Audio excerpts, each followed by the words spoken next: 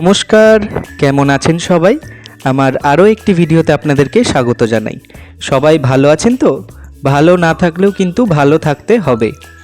আগের ভিডিওতে আপনাদেরকে দেখিয়েছিলাম আমরা শিলিগুড়ি থেকে সিংথাম গেলাম সিকিমে, এবং ওখানে কাজবাজ মেটাতে মেটাতে সন্ধে হয়ে গেছিলো। তো রাত্রিবেলা চলে গেছিলাম যেখানে থাকার ব্যবস্থা ছিল। তো দেখুন, পরের দিন সকাল হয়ে গেছে, সকাল প্রায় 8টা মতো বাজে।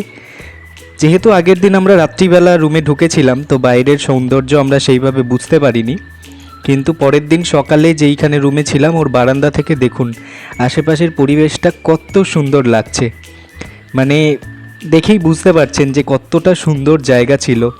যেহেতু ওটা পাহাড়ের একদম গ্রাম ছিল, মানে পাহাড়ের ওপর গ্রাম, তো এখানে প্রচুর গাছপালা ছিল, সামনে বাঁশ গাছ ছিল, আরও অনেক গাছপালা ছিল, ফুলের গাছ ছিল।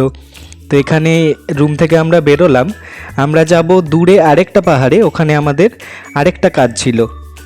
তো এখানে আমরা একটু আশেপাশের পরিবেশটা সবাই দেখে নিচ্ছিলাম। আমি আর দেবাশিস গেছিলাম, দুজনে আমরা দেখে নিচ্ছিলাম। যেই বাড়িটাতে আমরা ছিলাম এটা তার সামনের দিকটা, কত রকমের গাছপালা, ফুলের গাছ এবং কত কিছু ছিল। যেহেতু এটা একদমই গ্রাম ছিল, তো আশেপাশে সেরকম বাড়িঘরও বেশি ছিল না, খুবই অল্প পরিমাণে বাড়ি ছিল এবং মানুষজনও খুব কম ছিল। মার্কেটও অনেকটা দূরে ছিল। আগের দিন রাতে আমরা মার্কেটেও গেছিলাম, কিন্তু সেগুলো আর আপনাদেরকে দেখানো হয়নি। তো ব্রেকফাস্ট করে আমরা বেরিয়ে গেলাম। ওই যে বললাম আমরা দূরে আরেকটা পাহাড়ে যাব, ওখানে আমাদের আরেকটা কাজ ছিল। তো ওখানে যেতে যেতে প্রায় আমাদের 40 মিনিট মতো লেগেছিল। আমরা যেই কাজে গেছিলাম ওখান থেকে আমাদেরকে গাড়ি প্রোভাইড করেছিল, ওনাদেরই কাজ ছিল দূরে আরেকটা পাহাড়ে। তো ওখানে গেলাম, যাওয়ার পরে কাজবাজ মিটিয়ে আরেকটু আশেপাশের পরিবেশটা আপনাদের সাথে শেয়ার করছি। ওই দূরে দেখুন পাহাড়, এবং পাহাড়কে মেঘ ছুঁয়ে যাচ্ছে। মানে এত সুন্দর প্রকৃতি ছিল। মানে আমি সিকিমে 2025-এ প্রায় 4 থেকে 5 বার গেছি, কিন্তু এত ভালো পরিবেশ আমি কোনো জায়গায় দেখতে পাইনি। যার জন্য এখানে আমরা আবার কাজ শেষের পরে আমরা বেরিয়ে যাচ্ছিলাম। এবার আমাদের ফিরতে হবে শিলিগুড়ি।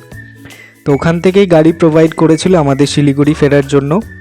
পথে এত সুন্দর জায়গা দেখে আমি ড্রাইভার দাদাকে বললাম যে দাদা একটু দাঁড়িয়ে যাও, আমরা কয়েকটা ছবি তুলে নিই এবং ফোনে একটু এই পরিবেশটাকে বন্দি করে রাখি।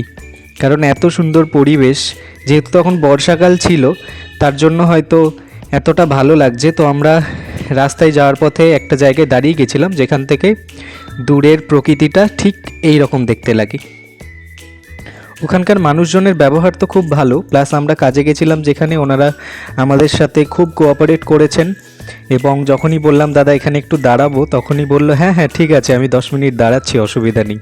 তো এখানে আমরা একটু ছবি ফটো তুলে নিচ্ছিলাম, কারণ এরকম দৃশ্য তো হয়তো জানি না আবার কবে দেখতে পাবো, তার জন্য।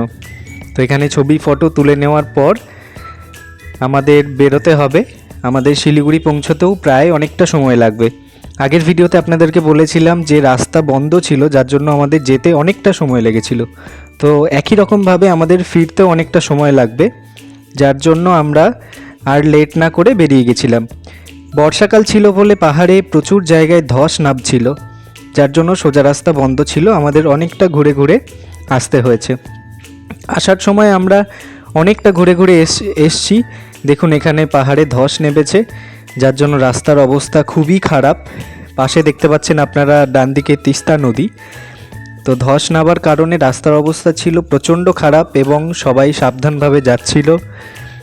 এখানে দেখতে পাচ্ছেন ডান দিকে আছে তিস্তা নদী, এবং তিস্তা নদীতে এত পরিমাণে জল ছিল এবং এত পরিমাণে স্রোত ছিল যে মানে একটু এদিক ওদিক হলেই মানুষের কিন্তু যে কোনো সময় দুর্ঘটনা ঘটতে পারে। তার জন্য সবাই সাবধানে গাড়ি চালাচ্ছিল, এবং ওখানকার যারা গাড়ি চালান পাহাড়ে বিশেষ করে তারা তো খুব এক্সপার্ট হন, তাদের জন্য আর নতুন করে কিছু বলার নেই। তাও একটু ভয় ভয় লাগছিল। পাহাড়ে গেলেই আমার একটু প্যালপিটেশন চলে, যতক্ষণ না পাহাড় থেকে বেরোতে পারি।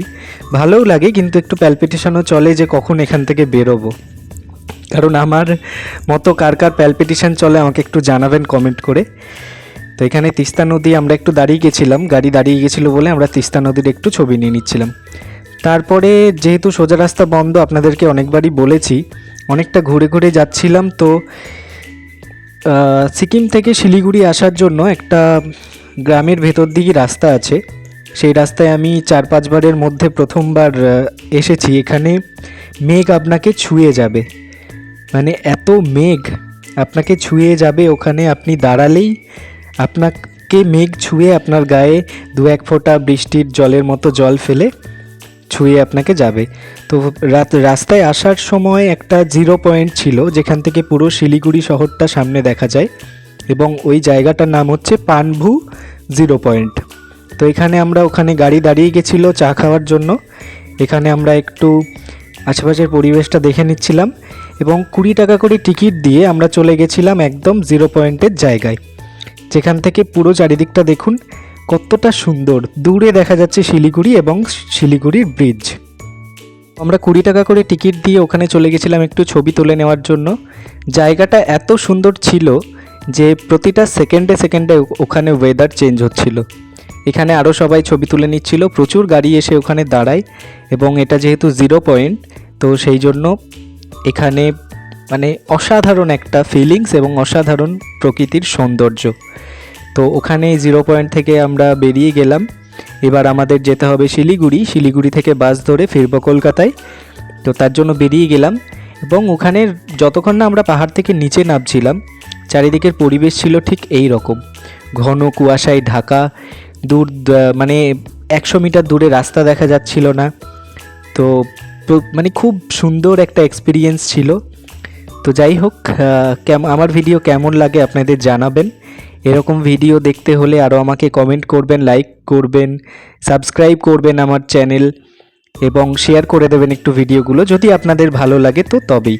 তো সবাই ভালো থাকবেন, দেখা হচ্ছে পরের ভিডিওতে। টাটা।